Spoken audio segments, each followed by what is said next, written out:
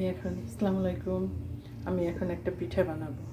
তার জন্য এখানে আমি চাল প্রসেস করে নিয়েছি, সামান্য লবণ এবং পানি দিয়ে এটা মেখে নিয়েছি। এইটাতে আমি বানাবো, সেটাও রেডি করে নিয়েছি। এবং এটা হলো গুড় দিব, তৈরি করে দেখাচ্ছি আপনাদেরকে। প্রথমে চাউলের গুঁড়ি দিয়েছি, তারপরে গুড় দিয়ে দিয়েছি। এটার উপরে এখন আমি আবার চাউলের গুঁড়ি দিয়ে নেব।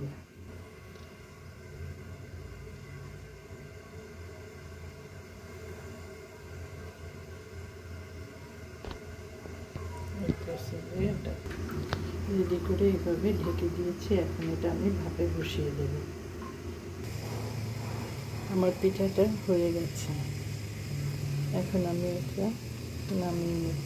দেখুন কি সুন্দরভাবে হয়েছে।